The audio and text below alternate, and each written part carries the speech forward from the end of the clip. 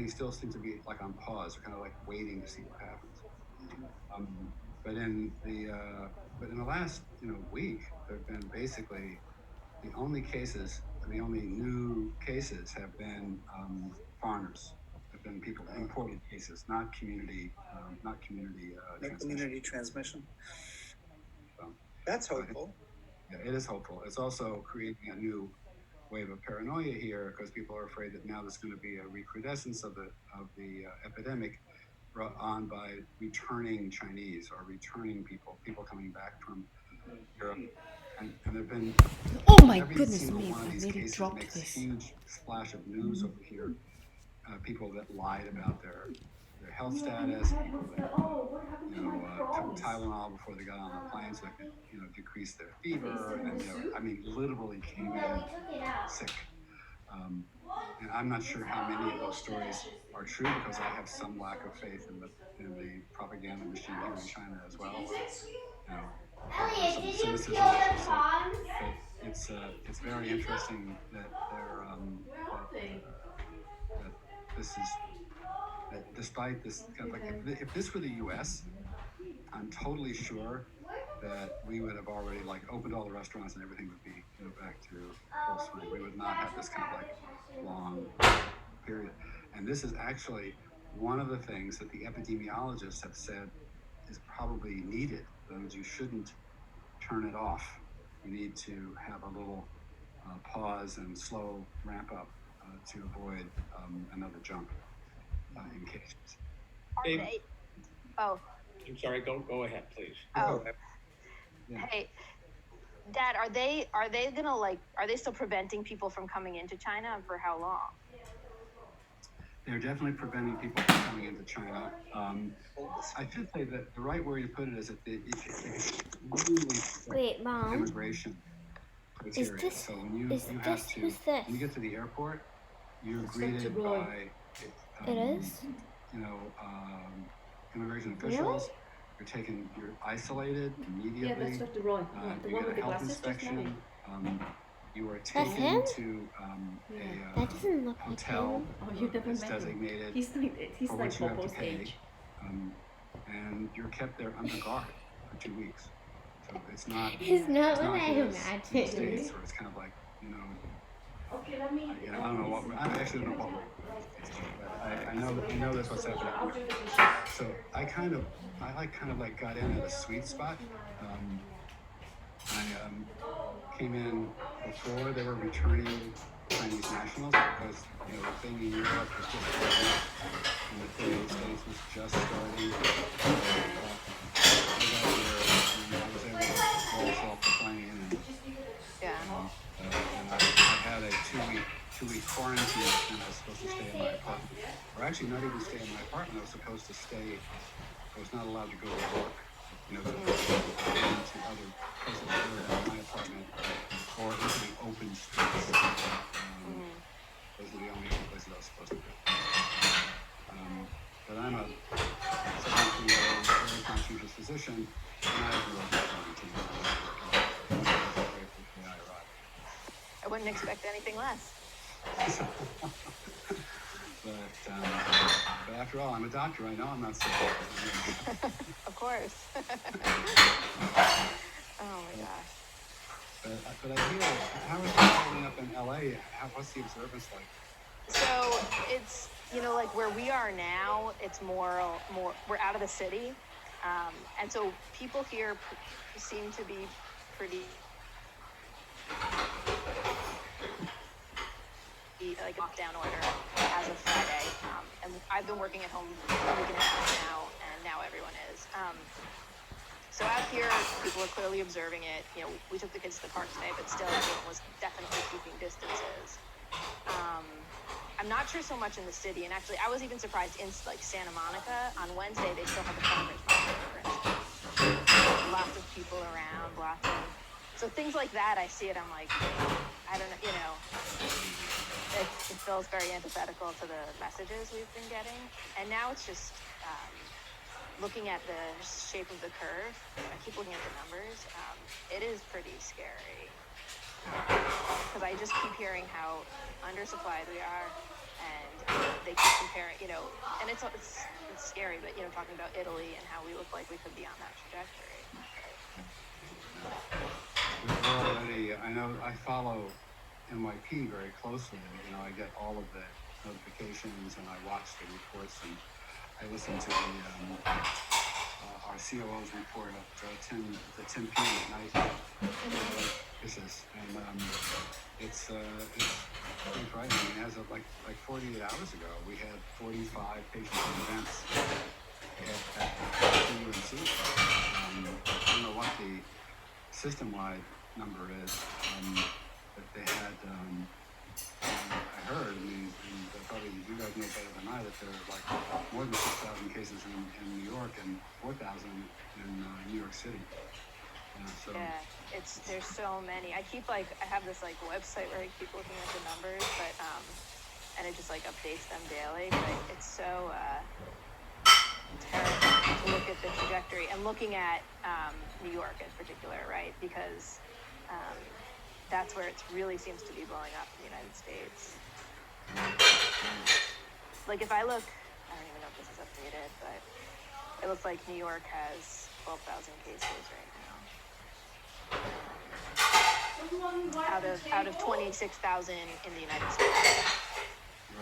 Right. So, and of course, we all know that the numbers of cases are grossly underreported. Right. In terms of, as I'm concerned, absolute criminal lack of planning in terms of knowing we were going to have to retest and not preparing for it. But in a sense, the Chinese situation, again, is another parallel because they're reporting, I think, 85,000 cases or so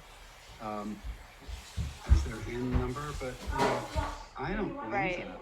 I think it will end up being more like, 200,000 or 1 million or something crazy because there's so many asymptomatic people, and there's and none of the systems so far in the pandemic, nobody is really testing everybody. I guess the people who are coming closest to that are the Italians.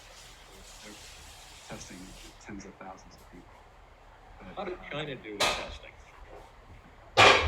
China did ramped up pretty quickly, but it was pretty, I think, I have Dan sitting next to me, so he prompts me, but I'm pretty sure that the criteria were pretty much the same. It was healthcare workers, people who are symptomatic, people who are asymptomatic and exposed when so I'm right. So it's like you just have a lot of, and people just, and certainly the worried well were not tested. And we're not going to know. We're not going to know until, I think, a year or two when we do mass antibody testing.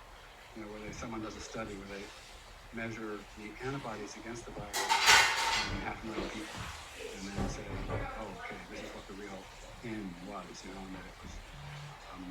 And I think most of the epidemiologists, most of the infectious disease people really believe that that's the case, that it's not.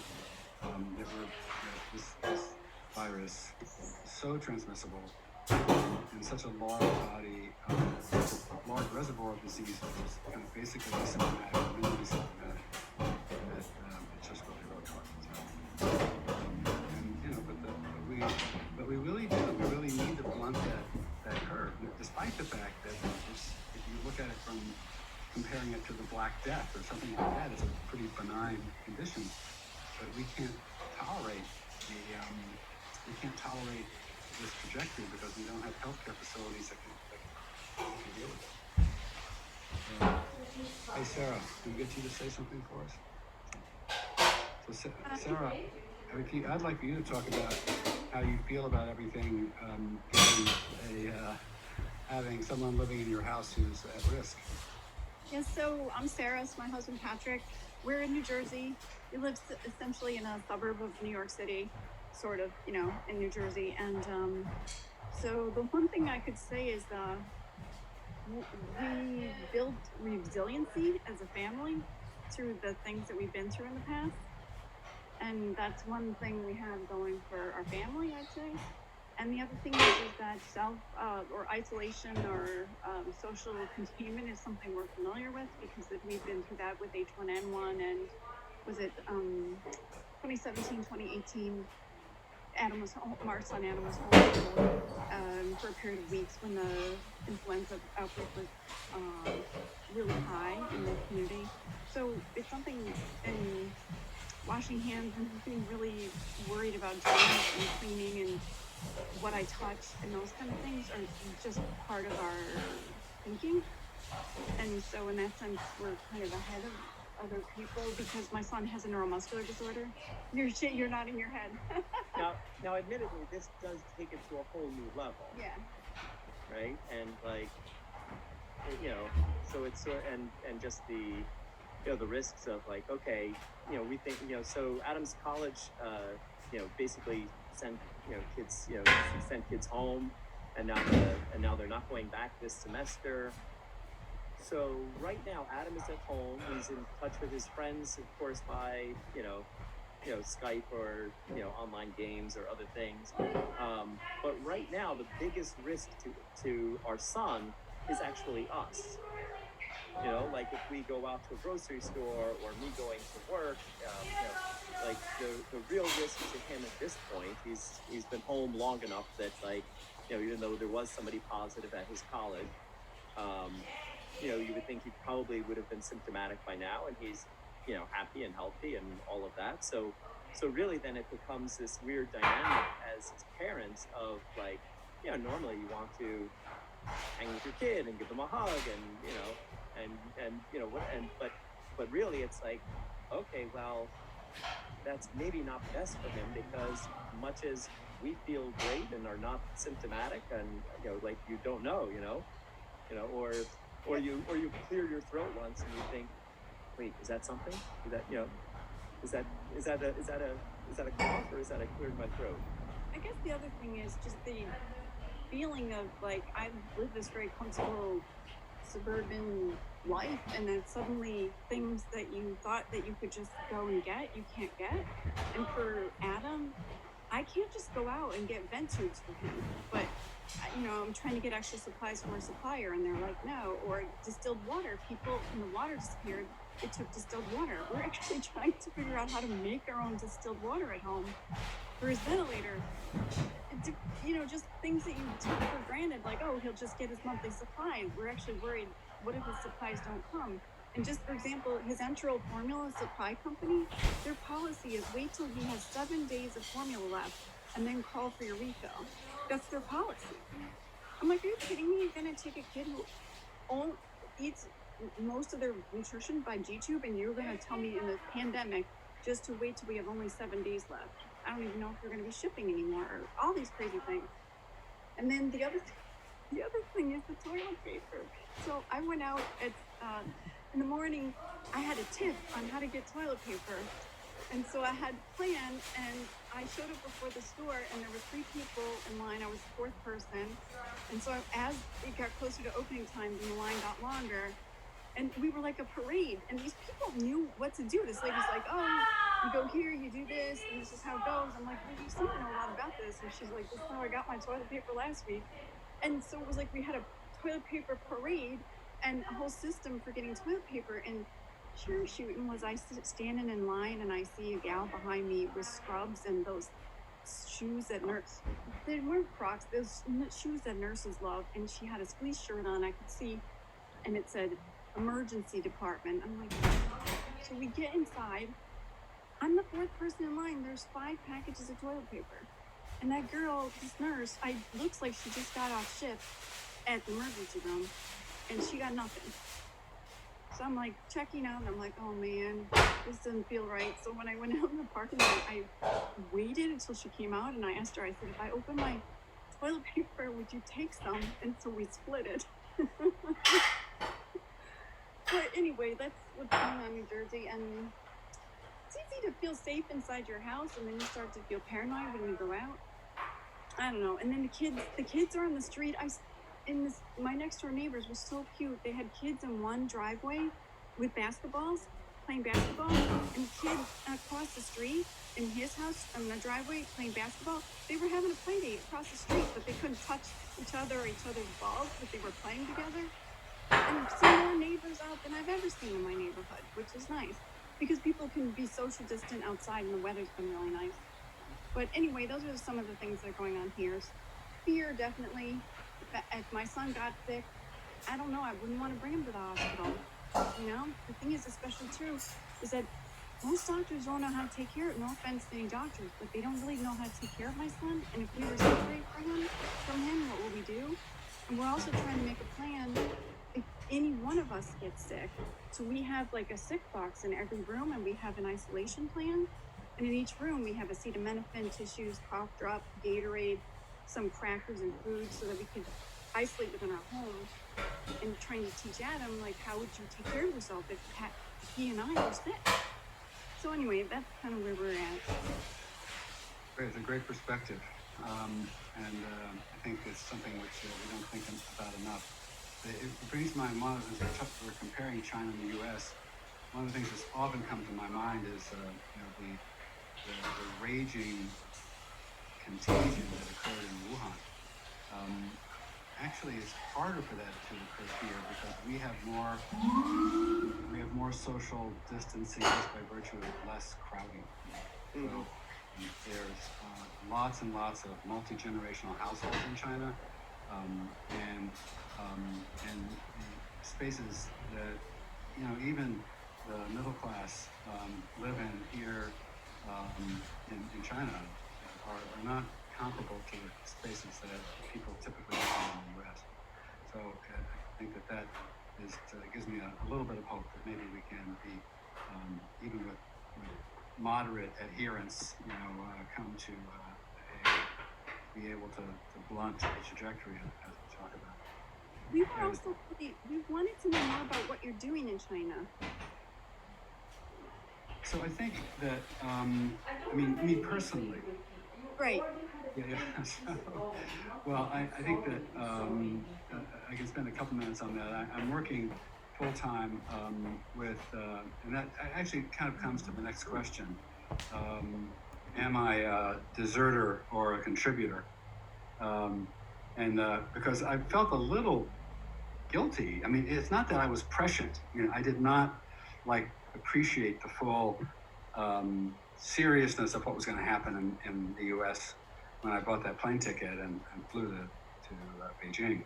And actually, I couldn't fly to Beijing directly. My flights were all canceled. So I ended up flying through Japan. And I got to Japan just as they were reporting the first 20 cases in Japan proper, and while that cruise ship was anchored in Yokohama Bay. But I didn't make it out. But we had I'm sitting here and I'm worried about my family, I'm worried about my friends, I'm worried about my colleagues, because I don't have to worry about me at all anymore. There's no disease here, and the place is opening back up. But what I came for was to, after retiring in January, was to work full-time for a startup that I co-founded called Juniper MD, and we're in the current iteration. We're in our second year, and we're providing medical services in the form of second opinions for Chinese cancer patients primarily, but we do a fair amount of ortho as well. We are also building out corporate clinics to provide primary care for Chinese inside their corporate existence, and looking at consulting for Chinese public and private hospitals and building new service lines. And we have a very strong education component. We run observerships for Chinese physicians in the States, which I've done for years through my organization, International Healthcare Leadership. And that we're continuing along with planning meetings and the healthcare management and policy training here in China and in the States. So those are our activities. we have offices here in Beijing, which is our main office, is where I'm living. We have office in Shanghai and Guangzhou, and obviously in New York. I think that's where I am. I'm working really hard. I have adopted. I'm actually, it takes any two of my employees to make my age. So I'm it's a bunch of Chinese millennials who work themselves really, really hard. They talk about the 996 economy or workplace here in China. We certainly are that. Though since I live with Dan, who's my CEO, and we're partners in this venture. So my culture is more like 12-12-7 as opposed to 996. But there's never an excuse not to work because we're together and the computer's on. So anyway, but that's okay. There's also another issue about when you're working internationally, and we have a lot of work in the States. So so when we get home in the evenings, it's like then we have to look at conference calls that go on till midnight or 1 o'clock. So kind of like that's the normal work day. So, but as you can see, I'm fresh, I'm good, I feel good. So my biggest complaint right now with the continued coronavirus restrictions is there's still no gyms open, 0. And I'm sure that when the dust settles, about half of them are going to be bankrupt. I've read some stuff, heard from my colleagues that my Chinese employees, particularly, that a lot of the gyms that they were going to are not going to reopen. It's a kind of marginal business as it is. So anyway, and the other kind of like major topic around the comparison that comes to my mind, and just to switch gears here, is that so we're looking at the common track between China and the U.S. And the one really strong common track has been the shortage of PPE. So the Chinese have finally managed to ramp up to get I think where it's not existential the way it is in the U.S. right now, but it did take them a while as well to really ramp that up, and that'll be something which I hope goes into any plan, because the sad fact is that this is going to happen again. If you look back in history, it happens. There's no regularity to it, but it does happen, and the viruses are going to mutate, and they're going to be. We're not going to have any antibodies against them, and they're going to rip through the humankind, and it's just a matter of not if but when, and so we need to have better contingency planning. So, but anyway, so I haven't. So that answers. I hope answers, Kristen, what I'm doing, but it also kind of like, and I don't expect my relatives to weigh in on this. Actually, I don't want them to weigh on whether I'm a deserter or a contributor. So, but it's I feel like I made the right decision, and I have been able to contribute here in the information campaign around COVID-19. This is the 16th webinar that I've run since being here. We have had on our Chinese language webinars, and they've been across the spectrum in terms of specialties. We've had tens of thousands of views. The one that Juniper hosted, crafted, and provided the background for last week, we had more than 110,000 viewers with a high-powered panel of COVID-19 experts, both from the U.S. and from China. So I feel, like that is a contribution, and we're continuing in that vein. But so. Any thoughts, Erin? You must have a thought.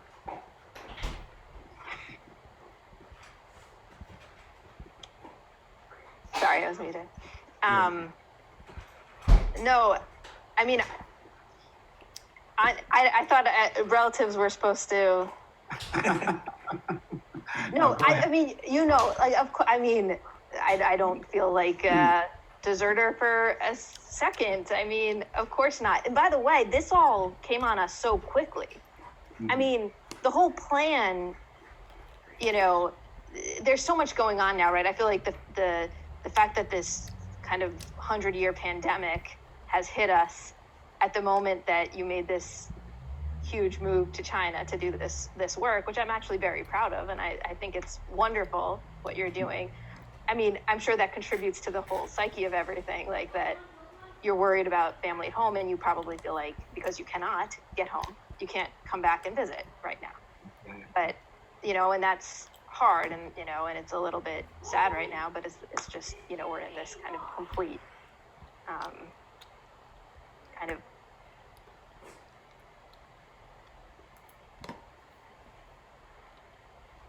not at all. I think you're doing good work. You're helping. I'm proud of you, Dad. Yeah. So why don't we we'll kind of switch gears here, and I'll ask you, how do you see coming out of this? How's this going to affect your business? And maybe tell us what you do, and then and give us some predictions for how it might affect what you do.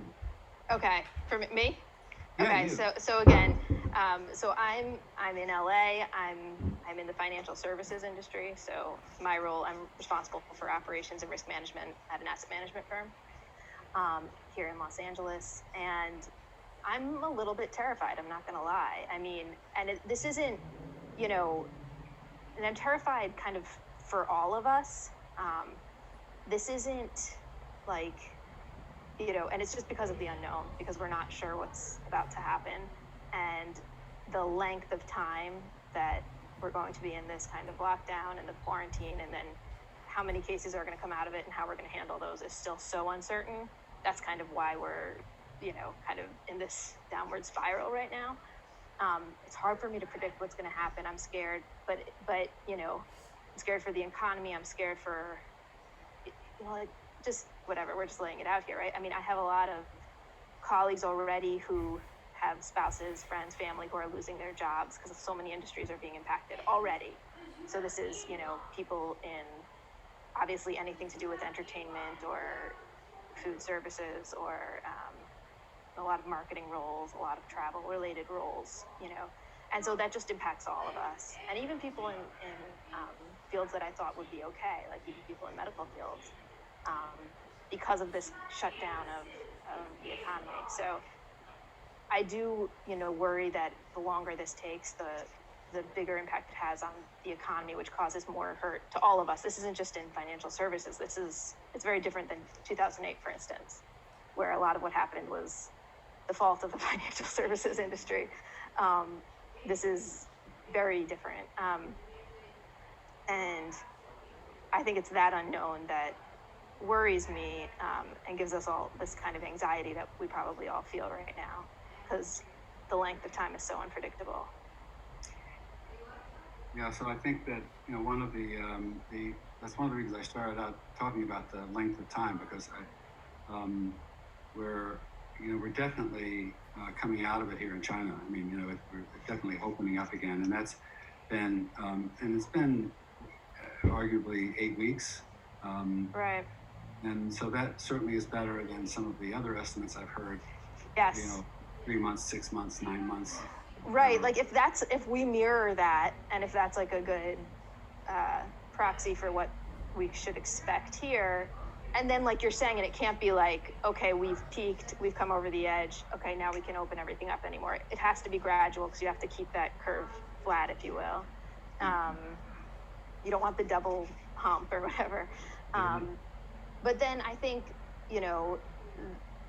then I think we can come out of this, and that's not, it's just some of these predictions seem so dire. But I think, if you're looking at 2 months and you're on the other side, then you can slowly start opening things up. And then I think once you have that confidence coming back, I do think we're going to see a pretty sharp recovery in the markets. I'm not sure there's some permanent damage for sure though in the economy. You know, there's just lost productivity, there's lost GDP that will take more time to recover. But you know, from the market's perspective, obviously, like there could be some sharp recovery. I expect that actually once we get to the other side of the peak, once the number of new cases starts declining, once we see that we've kind of found our way through to the other side of the curve and maintained a flattish curve. Well, that's the kind of like, if you will, the 12, 24-month perspective. But what about the 5-year, 10-year perspective? Knowing yes. Yeah, before we move to 5 and 10 years, let me just say that the immediate impact on my business, I'm the CEO of a nonprofit called Caring Kind. We provide services and supports for individuals with Alzheimer's and other dementias and their families. We are 95% or more philanthropically or privately supported. And so we had a big gala planned for May. That's been deferred until October, and I was glad we could get a date in October. But other fundraising events are off the table. We do a lot with athletic events. So the half marathon was canceled, the TD bike tour, we have runners and bikers and all of that. We do a football game with young women, a flag football game that usually raises about $200,000. That's off the table.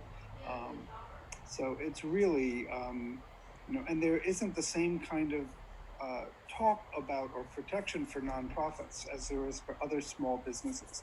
And actually, I just signed a petition today asking Congress to recognize that this is a sector that is going to be in not just my agency, but many, and those who are, providing services that are billed by Medicaid or Medicare, they might not be able to provide those. We don't do fee-for service. Everything we do is free of charge.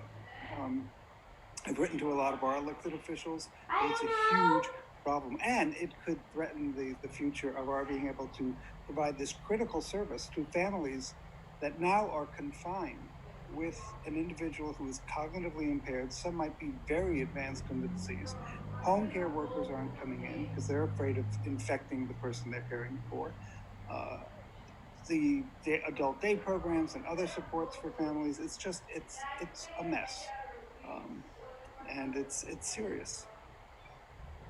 Yeah. And do you want a personal viewpoint from me? Yes, sir. I am 81 years old, and this is the first time since I got the German measles on a visit to my grandmother in Washington, D.C. when I was 8 or 7. And it's the first time that I've had concerns for myself since then. Yeah. You're in a high-risk group. I woke up the other morning and said, geez, you're in a high-risk group.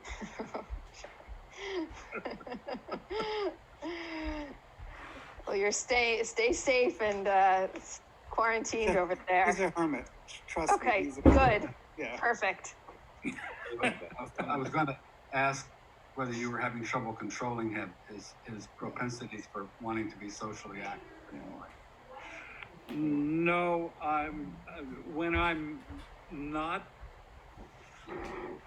propensing to be socially active, I am propensing to nap a lot. Okay. That's good. That's sick. Sounds good. So as long as we're talking about a business, I just wanted to throw something into the mix, which is I'm in the elevator business. We are the largest producers of elevator parts and door equipment, things of that sort, the things that run the elevator, right? We're considered in New York an essential business. We can continue working because if you can imagine having elevator in hospital, nursing home, apartment buildings where firefighters cannot actually do their job if a fire breaks out in a building, right? But the scary thing is that, yes, we're an essential business. We need to keep producing those items so that elevators can stay functional, but we can't keep our employees in the building, right? And so as we move forward, you talk about scary. This is very scary to any individual within the New York area. And those individuals don't want to be bringing this home to their families. And so they want to stay out of the workforce, no matter whether the business is essential or not.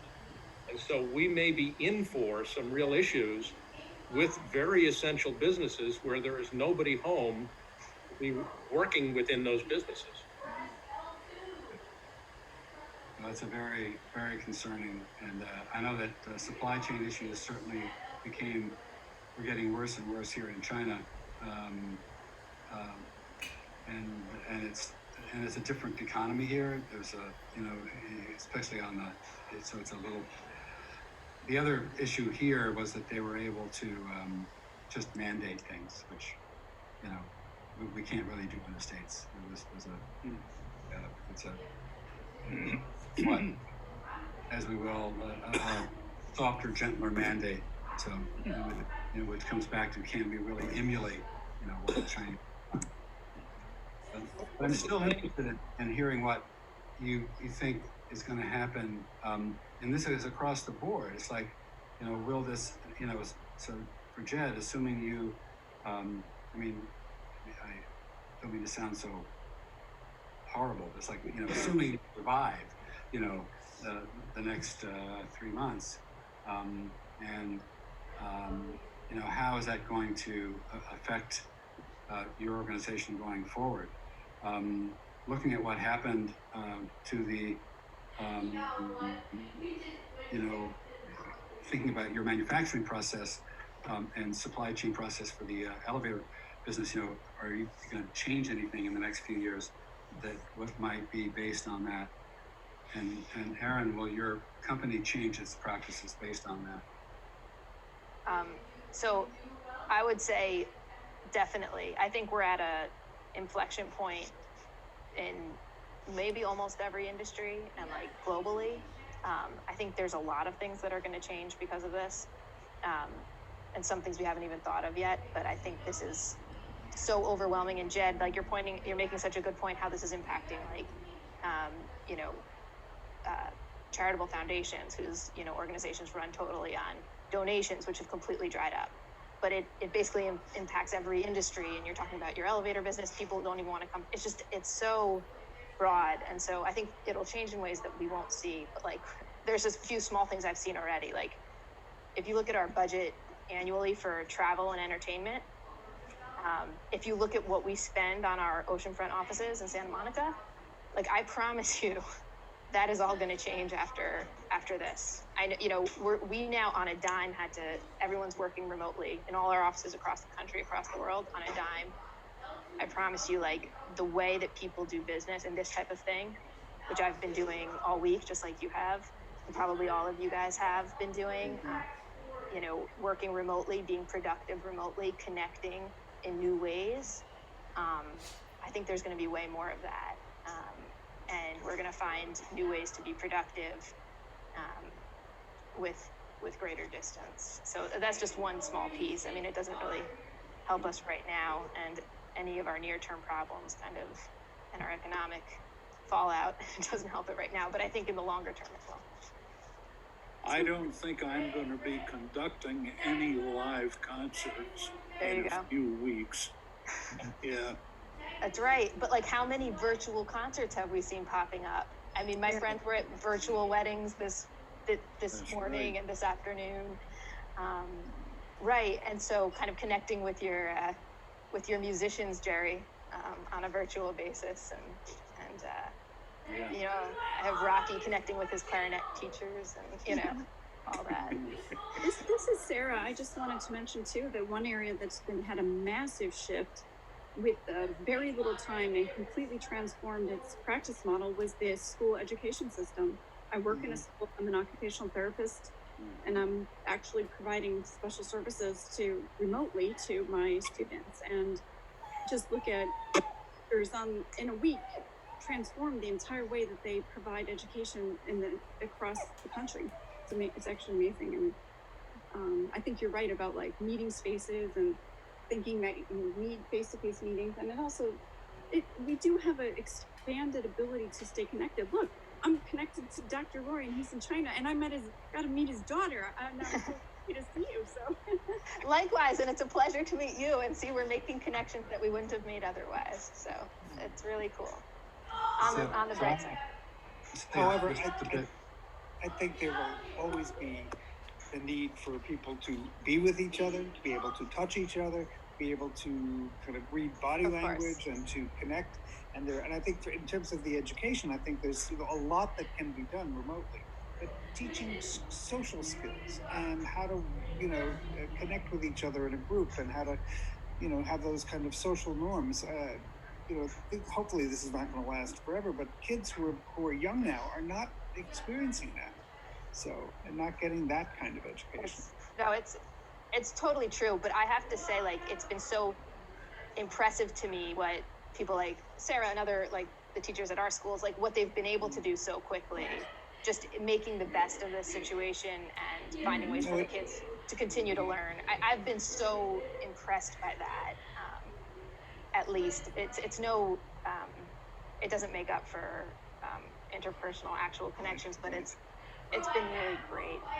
So it's what makes me feel so good about our U.S. legislative branch is that they saw this and immediately sold all their stocks and bought Zoom. So that made in their ability to see the future. Oh my gosh! I have so in some ways, so we're an example. Juniper and V is an example of someone who could be helped by this crisis, right? Because our basic platform is a telemedicine platform. So we've been able to play on that, which so that there are always people that are in a different position across the spectrum of business and across the spectrum of services. But I think that one of the institutions that I hope will be strengthened by this crisis will be our public health system. The U.S. already had a fairly robust one, albeit too much, especially on the federal level, affected by politics. But I think that we're going to see in a country like China a much more robust public health monitoring, public health going on with that. We have this week, I was on a teleconference with a unfortunately young mother in Boston with pancreatic cancer, and we provided her with expert services from New York that she wouldn't have been able to obtain otherwise without that. And we just offered this is a bit of irony, but offered the Chinese consulate in New York free consultative services for all of their employees because they're not allowing their employees to go out to the hospital. So, Wow. But it's interesting. That's interesting. Wow. Yeah. But I think there will be some major institutional changes, going forward, and it's like, to me, and it can work both ways because this global pandemic totally makes us realize yet again that we are totally dependent on one another, right? That in today's economy, even if you're against it, it's global, and the supply chain global. The relationships are global. That is so funny that you're saying that, because that's exactly what I was thinking in all of this. We've been, the world has been so polarized in recent years, and if this is what it takes to make us all realize how dependent and how much we need each other, then so be it. But it is ever so obvious how much we are all in this together. This is not like Sandy that hit the East Coast, or an earthquake that hits Japan, or a tsunami or whatever. This has hit the entire world. And the magnitude of that is just, it's almost incomprehensible. And, you know, when you say, David, you know, what's it like to, you know, that you're there and you're not here? And I have to say, it's somewhat comforting knowing that I can still communicate with you, and that you are bringing a perspective to this because you are on the other, seemingly so, on the other side of the downturn.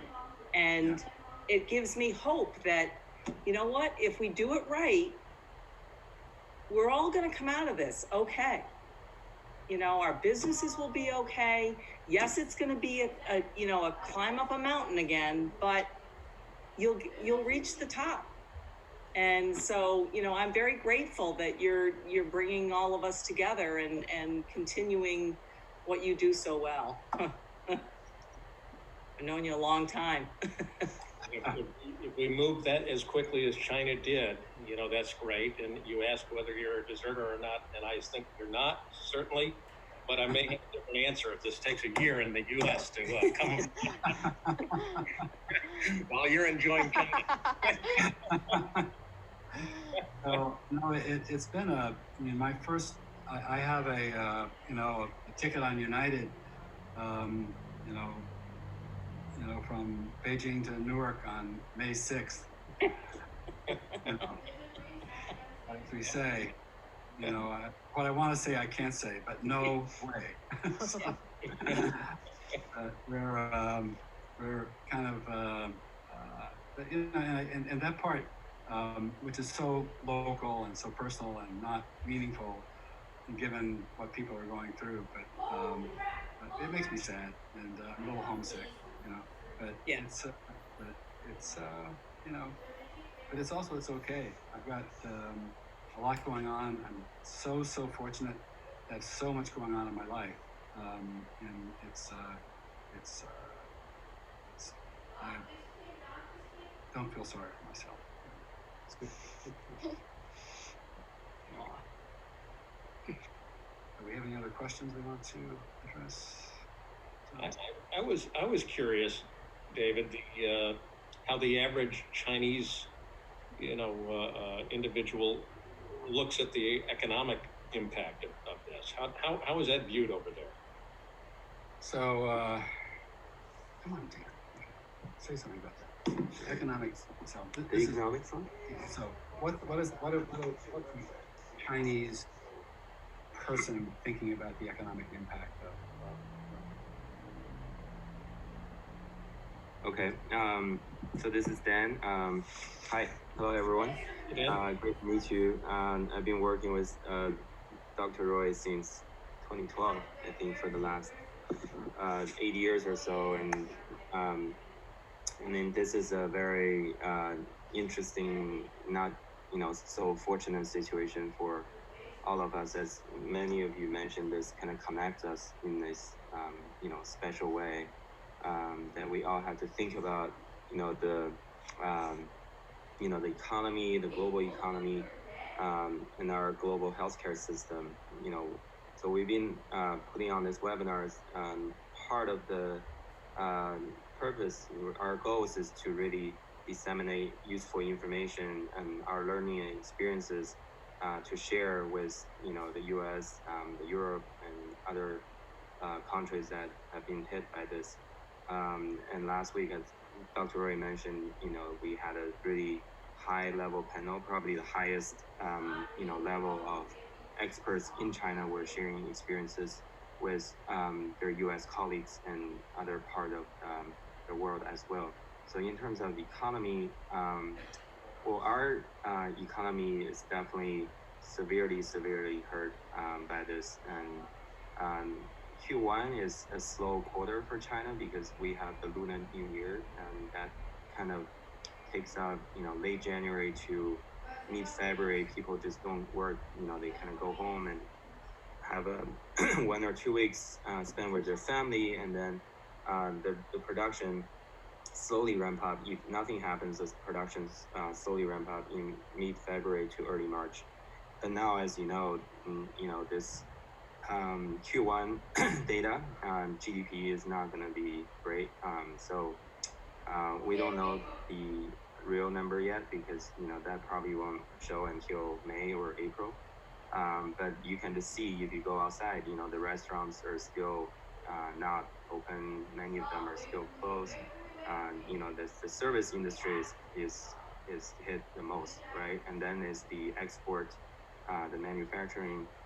Although now we actually have capacity to produce, but the demand has dropped significantly overseas, and so really there's not much purchase or buying from us, and also it's a real test on the supply chain. So last night we had another webinar with our HBS alumni group, and many of them were our current entrepreneurs. They operating and managing billion-dollar capitalization companies. So they said that this is just a pause. Basically they were on this trajectory to make 1 billion, 10 billion, even some companies in China in 2 years made more than that. Like there's a company, TikTok, I'm not sure that's the hottest internet company right now out of China. So TikTok parent company is reaching or has already reached 100 billion valuation in just 4 or 5 years. So that's just very amazing record. But all of that is now paused and give us an opportunity to think and actually what kind of growth or what kind of companies we want to build for the future. And unfortunately for China, I think the digital age is somewhat, we're more advanced or as advanced as the US. So more advanced. Yeah. More advanced. So we have the 5G that's going to be starting April 1st. In this apartment, I'll start to get the 5G coverage. So you can stream a movie in 1 minute, 2 minutes, the movie is already downloaded to your computer. That's just, and Dr. Roye may be operating a patient remotely, using the 5G. He can, do the robotic stuff. So that's all in the dream, right? That's all something will be short-term realization of that dream, and some of it will be, maybe, not so far away from us, maybe just a few years from us. So all of that is coming up online. So I think we just have to think about the economy and the future, and what kind of economy, what kind of companies we want to build, and what is really driving the future demands, and what are actually people want to get or demanding in the future. So healthcare is definitely one of them. We're gonna actually try to provide more localized solutions for Chinese patients, and also using our network to provide teleservices to the US and other parts of the world. So healthcare is definitely one of them. And China only has now 5%, 6% GDP is healthcare. US has about 20. So there's a huge growth in that, tremendous potential. The other one will be digital marketing. All the pharmaceuticals are now marketing digitally, and digital marketing for all kind of industries. I'm not sure, there may be others, but those are the I'm more most familiar with. So that's how I see the economy going. But yes, the data short term will not be good, and because it just takes time. But I think China has the political power and the will, and people are somewhat more, I think, just I wouldn't say they just listen more, but I think they just more adaptive to the change, and I think they just more practical, since that they know this is not we're not being confined against our will, but really we're trying to put this as quickly as possible behind us and move on. So that's why people want to stay home and want to actually get rid of this as quickly as possible. Like Dr. Roy had no problem going anywhere he wanted to in the first 2 weeks. We took him everywhere. But I think majority of the people just, they just think this is a good thing to do, that they should stay home and try to pause, right? So that's how my take on everything. And I have a kind of like there's a big difference in the we've been talking mostly tonight about similarities, but there's a big difference in the kind of like basic Chinese culture and American culture. Americans as a group, are impatient and diffident and I mean not diffident, difficult or impatient and not wanting to put up with authority. Basically that's a big part of the American personality. And in China, it's a 5,000-year history of bowing to the kind of like exigencies of nature and politics. And it's kind of like, and it's still part of the world here. So, we had, and this is, so Dan has this, has a housekeeper that cleans our apartment and worked for the family for many years. And her son and her husband would not let her come to work even after it was clearly okay. So in other words, and for them, I'm sure the paycheck was meaningful, but it was just much more urgent for them to keep safe and to obey this dictate of no unnecessary movement than it was to get the paycheck, right? And that's kind of like, so that's one of the reasons I think that this worked so well, and because you have this basic, the basic the popular assumptions here is that the government was right, this worked, and we're going to be okay, and the economic displacement that's occurring all across the country is just accepted. It's a different kind of different mentality. We have but I am, I'm just, my hope is that enough Americans will adopt the Chinese attitude and stay home and allow this epidemic to pass without totally overwhelming our medical system, which would be really terrible. I mean, I'm so glad that they've pulled the hospital ships into the East Coast and the West Coast. I'm glad that they're making these preparations. I hope that all these preparations aren't needed, but I'm at least at this point, finally, things are kind of like moving toward a reasonable solution. I heard they'll turn the Javits Center into a makeshift. Oh, yeah. If needed. Yeah, and several universities, SUNY campuses, and a lot of like the Hilton Hotel just closed, so they have thousands of rooms that they could turn into, patient rooms if they need to. So there's, and I must say, Cuomo has been very impressive in terms of just responding quickly and authoritatively and without scaring people. And I think people respect that, and so I do think people are listening. Yeah. Cuomo said something very interesting, I think, that I heard on the radio today, which is that panic and fear in his mind was more contagious.